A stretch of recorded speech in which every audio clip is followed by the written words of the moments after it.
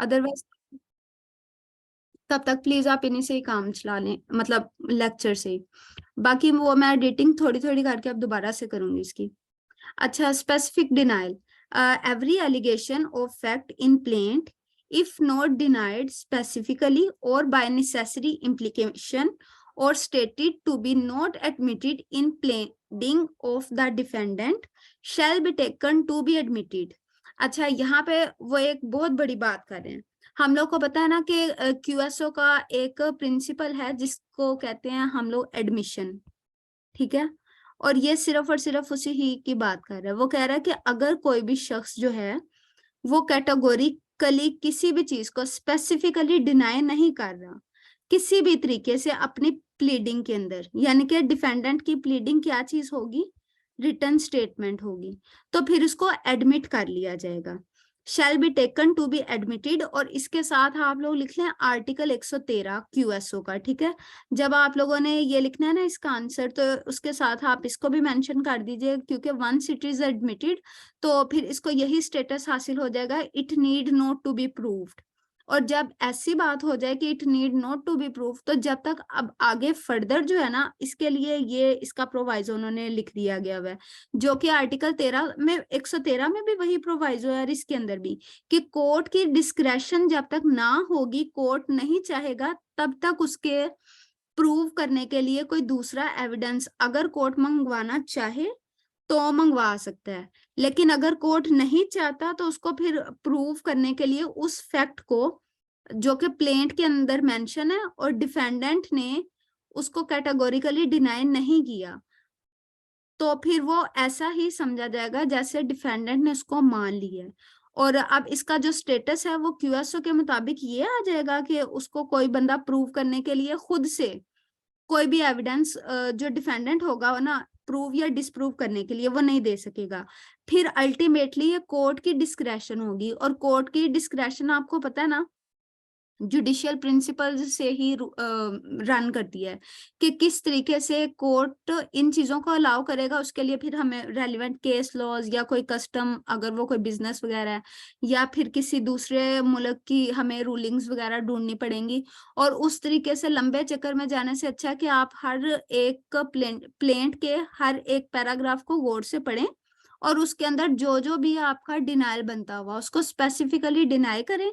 और अगर वो स्पेसिफिकली चीज मेंशन नहीं है लेकिन आप उसको फिर भी मेंशन करना चाहते हैं, और वो चीज रूल 2 के अंदर कहीं भी आती है, तो आप प्रिलिमिनरी ऑब्जेक्शन का सहारा लें, और इसको प्लेंट का जवाब ये इतना ऑन मेरिट्स के ऊपर जवाब देने से पहले पहले इसके मुताबिक लिखें, प्रिलिमिनरी ऑब्जेक्शन लेके, और फिर इसका जवाब दें एंड पे, सॉरी ऑन मेरिट्स के ऊपर प्लेंट के जवाब दें। अब यहाँ तक आप लोग को समझ आ गई है?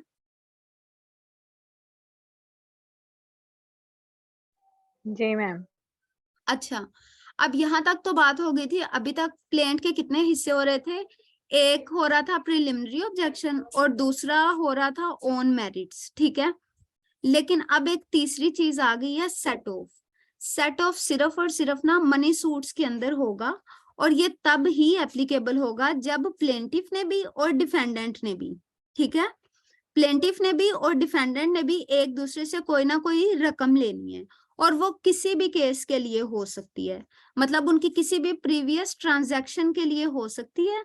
लेकिन वो जो प्रीवियस ट्रांजैक्शन थी ना वो लॉफुल होनी चाहिए, ये नहीं होनी चाहिए कि मैंने एक ए है और एक बी है, ठीक है। अब ए ने बी से एक्सटोर्शन के लिए पैसे मांगे थे 2021 में, लेकिन अभी उनका पिछला मामला जो है वो तय हो चुका है, अब ये दोनों दोस्त बन चुके हैं और इन लोगों ने कोई बिजनेस डील कर ली है।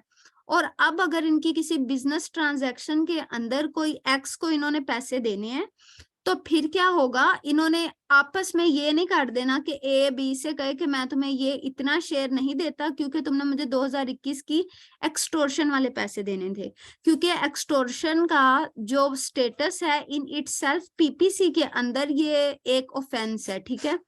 तो लिहाजा इसको हम लोगों ने लीगली बाउंड हो किसी भी चीज के लिए कि ए ने बी को पैसे देने हैं, यानी कि प्लेंटिफ ने डिफेंडेंट को पैसे देने हैं या डिफेंडेंट ने किसी भी तरीके से प्लेंटिफ को पैसे देने हैं, लेकिन ये होने लॉफुल तरीके से चाहिए, तब ही सेट ऑफ प्ले में आएगा, अदरवाइज नहीं आएगा।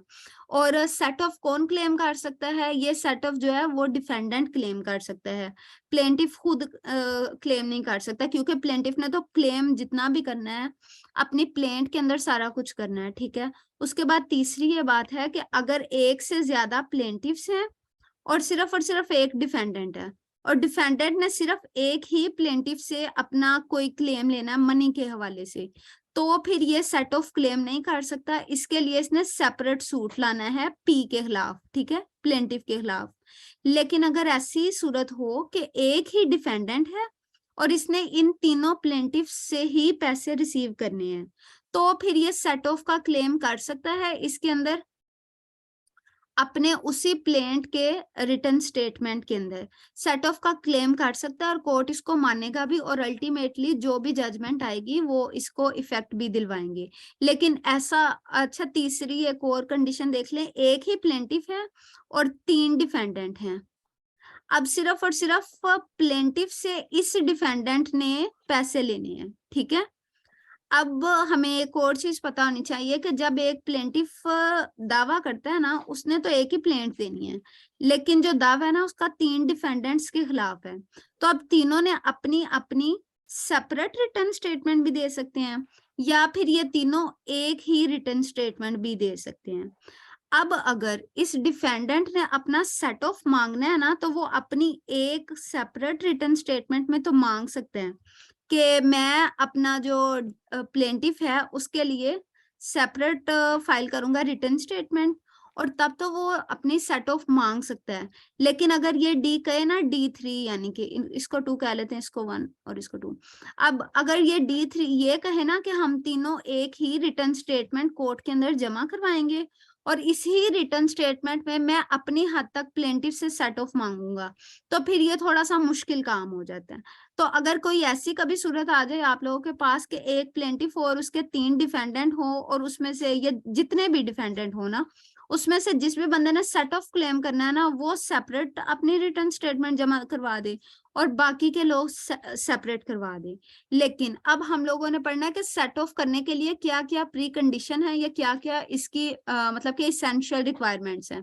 अच्छा, वो मैं 1 बाय 1 आपको बता भी देती हूँ, लेकिन वो सेम टू सेम यही चीजें हैं जो कि इसके रूल 6 के सब रूल 1 के अंदर लिखी हुई हैं, कि वो सूट फॉर रिकवरी के लिए होना चाहिए, और डिफेंडेंट का क्लेम प्लेंटिफ के ही खिलाफ होना चाहिए, और वो एसर्टेन्ड सम हो। एसर्टेन्ड सम का मतलब है कि उसने 5,000 लेने हैं या 10,000 लेने हैं, या for the sake of argument 50 lakh लेने हैं या 1 करोड़ लेना है। ये एसर्टेन सम है, यानी कि मुझे पता है कि मैंने कितने पैसे लेने हैं। लेकिन अगर कभी ऐसी सूरत आ जाए ना जो कि कोर्ट ने खुद डिटरमिन करनी हो, मसलन डैमेजेस हैं लेकिन मुझे ये नहीं पता, मैंने कोर्ट को एसर्टेन सम नहीं बताया कि मैंने कितने डैमेजेस लेने हैं, या कोई मींस प्रॉफिट है और मैंने कोर्ट को अब ये तो कोर्ट ने डिटरमिन करना है कि अच्छा इसका ये ग्रीवियंस हुआ है और ये आगे जाके इसको इफेक्ट होगा और इससे ये मनी क्लेम बंदा करेगा और इसको अल्टीमेटली जजमेंट में मैं ये दूंगा, ठीक है। तो ऐसी चीजों के लिए, यानी कि जो सम या जो मनी जो है वो एसर्टेन नहीं है, यकीनी नहीं है, पहले से डिटरमिन नहीं है, उसके लिए हम लोग सेट ऑफ क्लेम नहीं कर सकते।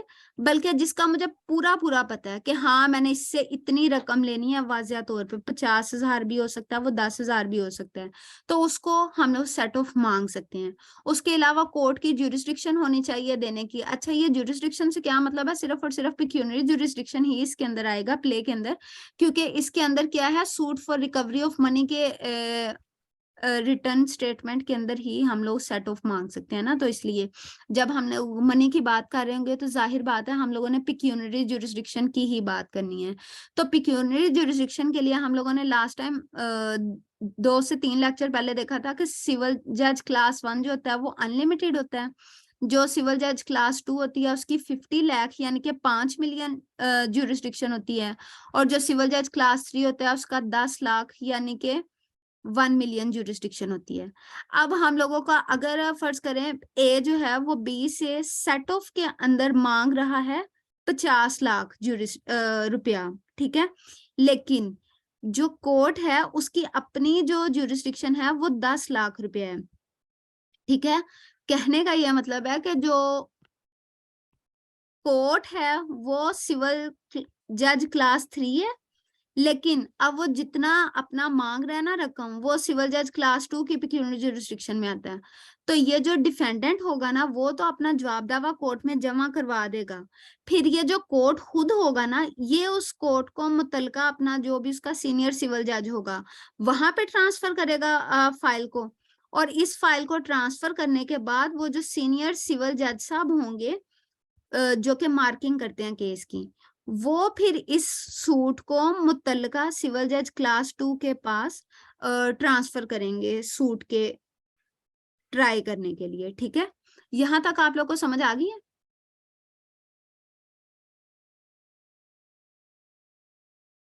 हेलो, मेरी आवाज आ रही है? जी जी मैम, क्लियर है। ठीक है।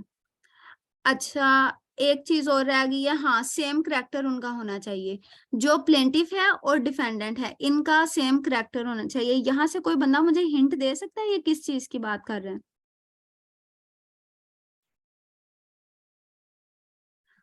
इसका मैं आपको हिंट दे देती हूँ, हम लोगों ने ऑर्डर 1 के अंदर कुछ कुछ पढ़ा हुआ है इन चीजों के बारे में।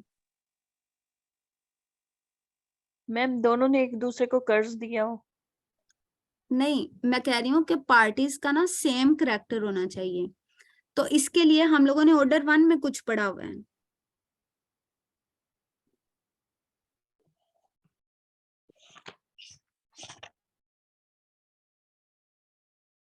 सब लोग प्लीज ऑर्डर 1 को देखें और फिर मुझे बताएं जरा।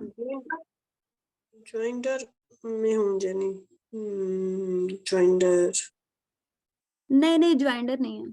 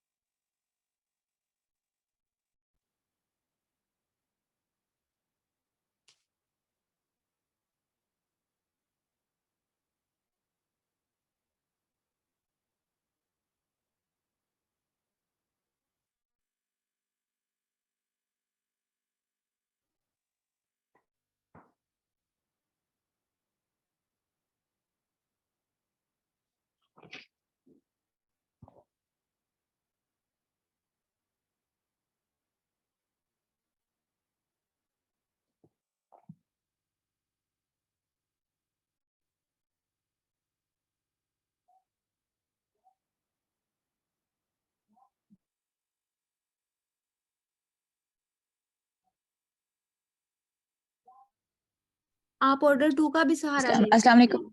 ऑर्डर 2 का भी सहारा ले सकते हैं आप लोग बताने के लिए, और ऑर्डर 3 का भी साथ ले सकते हैं, ज्यादा आसानी हो जाएगी।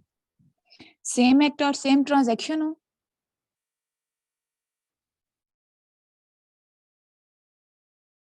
नहीं नहीं, यहाँ पे सिर्फ मैं करैक्टर की बात कर रही हूँ।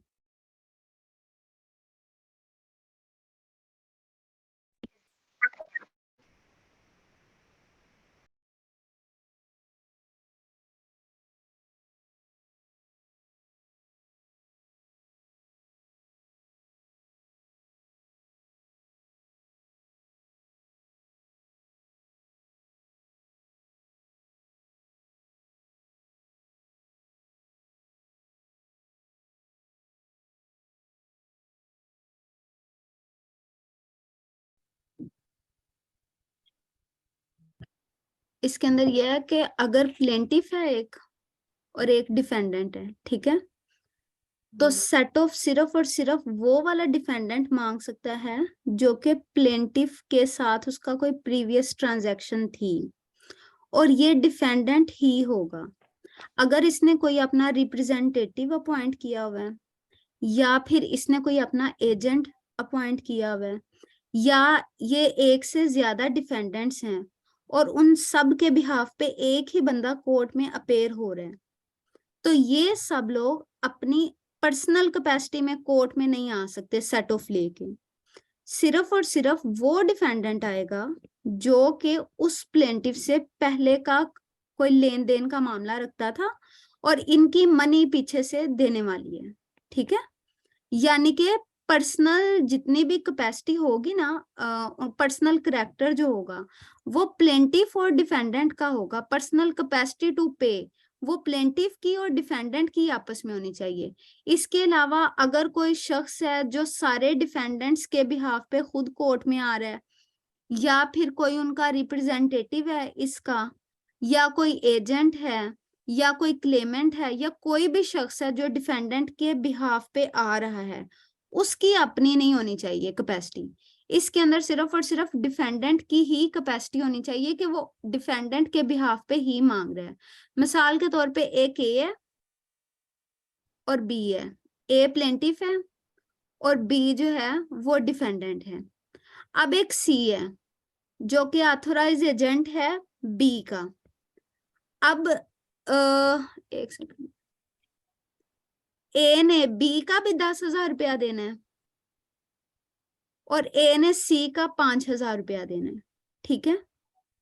ये बात आपने याद रखनी है, जो बी और सी है आपस में प्रिंसिपल और एजेंट है, यानी कि ये इसका ऑथोराइज एजेंट है सी बी का, ठीक है। अब ए ने रिकवरी का दावा किया 50,000 रुपए की। अब अगर ए कोर्ट में आके ये कहता है अपनी प्लेंट के अंदर कि मैंने 50,000 रुपया लेना है, और बी अपनी रिटर्न स्टेटमेंट में ये कहता है कि मैंने 10,000 रुपया इससे लेना है, ये तो सेट ऑफ हो सकता है, सेट ऑफ हो सकता है। या बी के बिहाफ पे सी ये कहता है कि बी ने 10,000 रुपया लेना है ए से, ये तो सेट ऑफ हो सकता है। ये पर्सनल कैपेसिटी है किसकी, ए की। लेकिन अगर सी ये कहे ना कि 10,000 बी का प्लस 5,000 सी का इक्वल्स टू 15,000 रुपया, हमने बी ने और सी ने 15,000 रुपया ए से लेना है, तो ये वाली चीज नहीं हो सकती, ठीक है। ये आपको थोड़ी सी समझ आई है? यानी कि ये वाली जो ट्रांजैक्शन है ना, ये 15,000 वाली ये नहीं हो सकती, क्योंकि यहाँ पे सी अपनी पर्सनल कैपेसिटी में काम चीज मांग रहा है, लेकिन हम लोगों ने पर्सनल कैपेसिटी जो है ना वो सिर्फ और सिर्फ बी की ही यहाँ पे मद्देनजर रखनी है। सी की ऑफिशियल कैपेसिटी होगी जो कि वो एज एन एजेंट आया हुआ है। समझ आया? हेलो मैम सी अगर बी के बिहाफ पे आया हुआ एज द एजेंट, जी तो सी ने अगर पर्सनल कैपेसिटी में अपना क्लेम करना है तो वो उसके लिए सेपरेट लेके आएगा। हाँ जी, वो सेपरेट सूट लाएगा इसके अंदर। जी जी हाँ जी जी मैम, समझ में आ गया, थैंक यू मैम। जी ठीक है। वेयर इन, अभी ये मैं इसको पढ़ने लगी हूँ। Particular of set off to be given return statement. मेरा मेरा मैडम एक क्वेश्चन था, ये जी जो जी सेट सर। ऑफ जब आ जाएगी रिटर्न रिप्लाई में आ गई सेट ऑफ, अब जो प्लेंटिफ है उसको उसने डिनाइल करना है, वो कैसे इसे डिनाइल करेगा? वो हम आगे पढ़ते हैं सर, वो हम आगे पढ़ते हैं सर।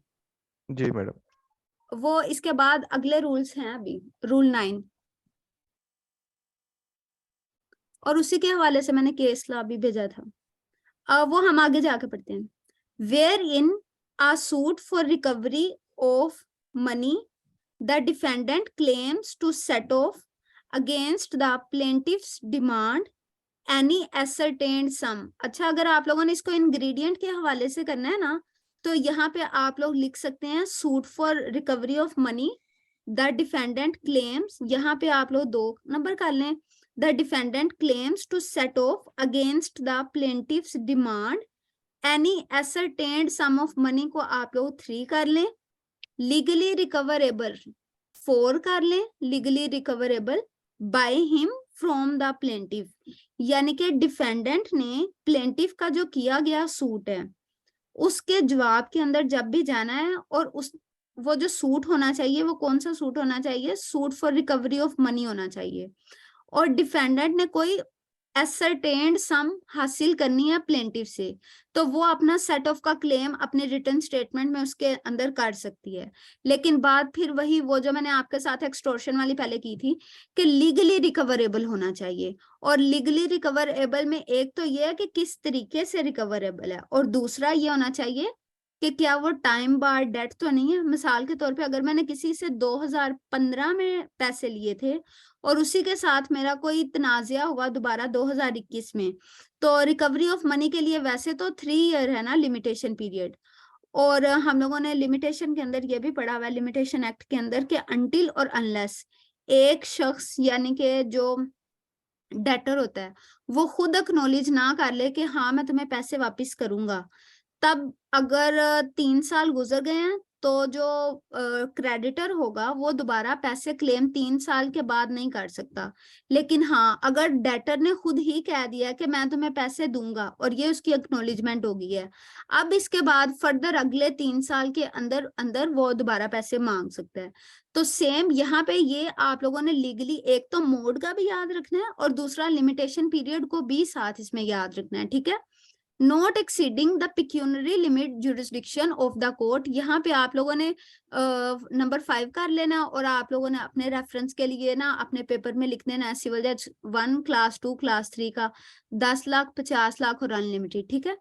उसके बाद है and both the parties fill the same character as they fill in plaintiff suit, और उनका सेम करेक्टर ऐसा ही होना चाहिए जैसा कि वो प्लेंटिव के सूट के अंदर है, यानी कि जो प्लेंटिव है और डिफेंडेंट है, ठीक है, इन दोनों का करेक्टर ऐसा ही होना चाहिए जैसे वो लोग ओरिजिनली वहां पे मौजूद है।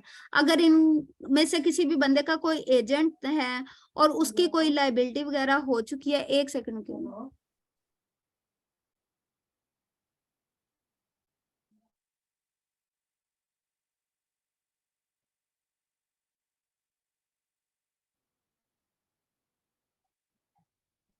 अच्छा तो ये इनकी सेम करेक्टर होना चाहिए, यानी कि प्लेंटिफ और डिफेंडेंट दोनों इक्वल फुटिंग के ऊपर खड़े होने चाहिए।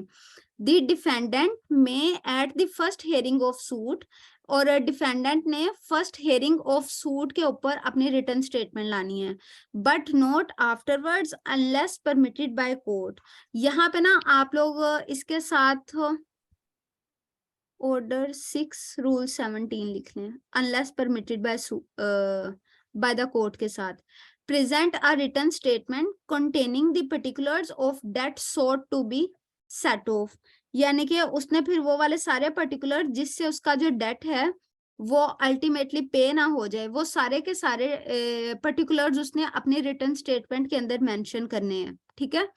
और अगर कोई एक शख्स है जिसने रिटर्न स्टेटमेंट वहां पे दायर कर दिया है, लेकिन बाद में उसको ख्याल आया कि मैं क्यों ना इसके लिए एक सेपरेट सूट करूं, तो वो एक सेपरेट सूट भी दायर कर सकता है। लेकिन अगर वो चाहता है कि इसके सेट ऑफ में मैं जाऊं, तो फिर अब रिटर्न स्टेटमेंट तो दायर हो चुकी है, अब इसके लिए क्या रेमेडी होगी, इसके लिए ये रेमेडी होगी कि वो ऑर्डर 6 रूल 17 की एप्लीकेशन देगा, amendment of pleading.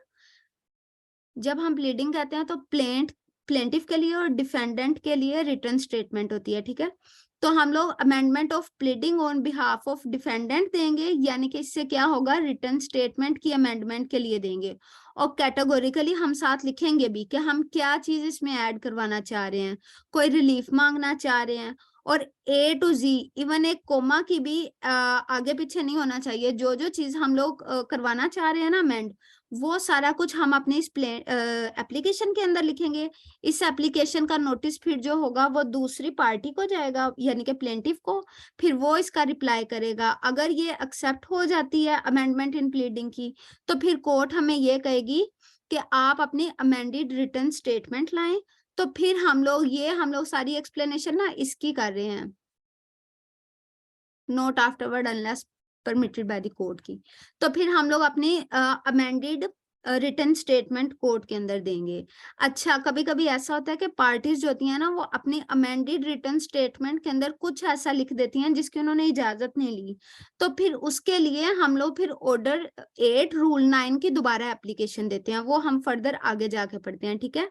Present uh return state, अच्छा ये हो गया, इतने की आपको समझ आ गई है। अच्छा, आ गया effect of set of. The written statement shall have the same effect as the plaint in the cross suit, so as to enable the court to pronounce a final judgment in respect both the original claim of and the set off।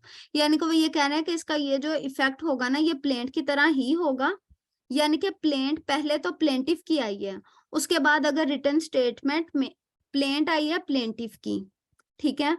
अब अगर return statement आई है defendant की, और इस return statement के अंदर उसने set of का क्लेम कर लिया है, तो ये सेट ऑफ के क्लेम की हद तक ना, अब ये रिटर्न स्टेटमेंट नहीं है, अब ये प्लेंट बन गई है।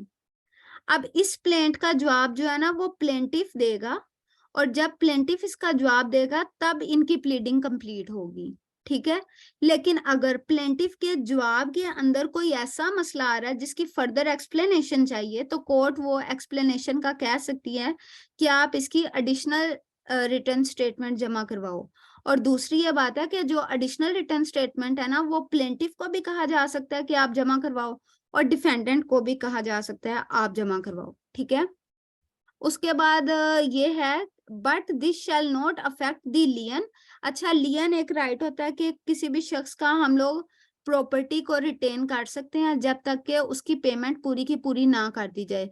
तो वो ये कह रहे हैं कि अगर इसकी जजमेंट फाइनल आ भी गई हुई है, तो वो किसी भी शख्स का जो राइट टू लियन है ना, उसको अफेक्ट नहीं करेगी upon the amount decreed of any pleader in respect of cost payable by him under the decree.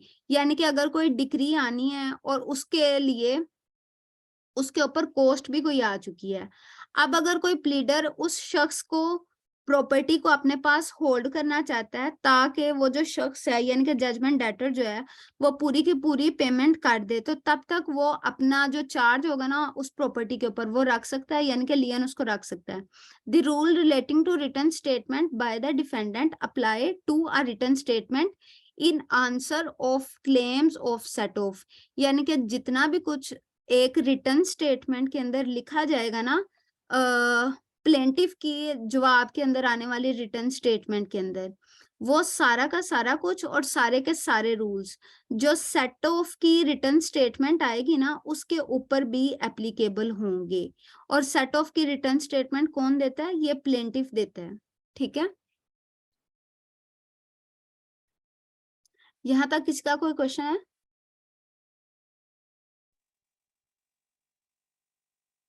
No ma'am, clear है। ठीक है, अब आगे इसकी इलस्ट्रेशन है। अच्छा, ये इलस्ट्रेशन ना टाइम हमारा ऊपर हो। अच्छा, ये इलस्ट्रेशन आप लोगों ने खुद पढ़ लेनी है, और जिसको कोई मसला हो ना हम नेक्स्ट लेक्चर में इसको डिस्कस कर लेंगे, ठीक है। ये बहुत इजी है, ठीक है। उसके बाद रूल 7 आ जाता है, डिफेंस और set of found on separate grounds where the defendant relies upon several distinct grounds of defense or set off found upon separate and distinct fact, they shall be stated as far as may be separately and distinctly। यानी कि अगर वो ये कह रहा है कि अगर किसी ने कोई डिफेंस लेना है या फिर कोई सेट ऑफ का क्लेम करना है, तो इन सबको सेपरेट सेपरेट बयान करना है। इसने ये ही नहीं कर देना कि मैं इन सबको एक ही पैराग्राफ में लिख दूं, नहीं। उन्होंने हर एक अपने क्लेम को या डिफेंस को या सेटअप को जो भी उनका रेलिवेंट है उसको सेपरेट हेडिंग दे के सेपरेट नंबरिंग दे के वहां पे बयान करना है। New grounds of defence, any ground of defence which has arisen after the institution of suit or the presentation of a written statement claiming a set off may be raised by the defendant or plaintiff as the case may be in his written statement। अच्छा, ये थोड़ी सी complicated बात है, लेकिन मैं आपके सामने ना एक इक्वेशन एक लिख देती हूँ, तो उससे आपको बहुत इजी हो जाएगा ये।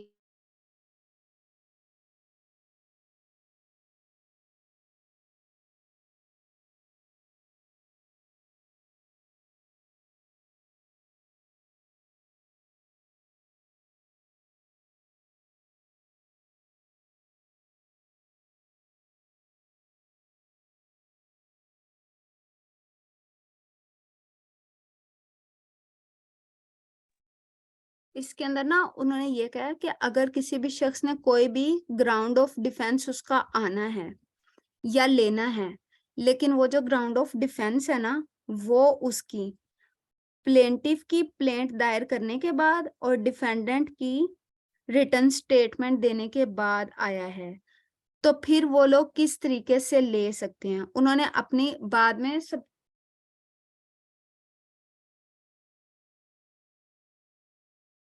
प्लेंटिफ ने दोबारा से फिर उसको ले लेना उस ग्राउंड को, और डिफेंडेंट ने अपनी रिटर्न स्टेटमेंट के अंदर उस ग्राउंड को ले देना है।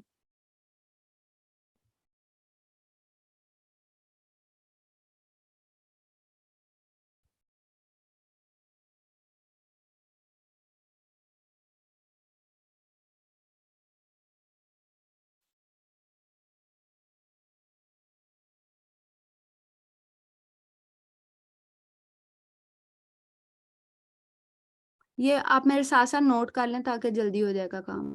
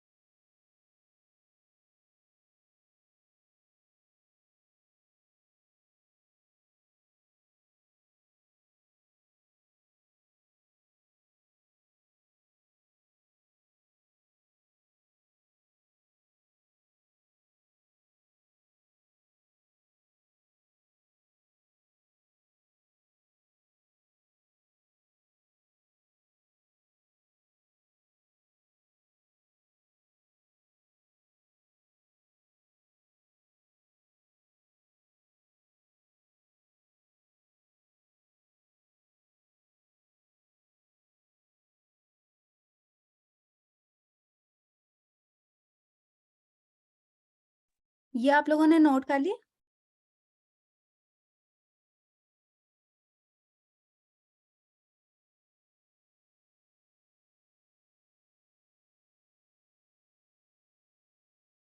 हेलो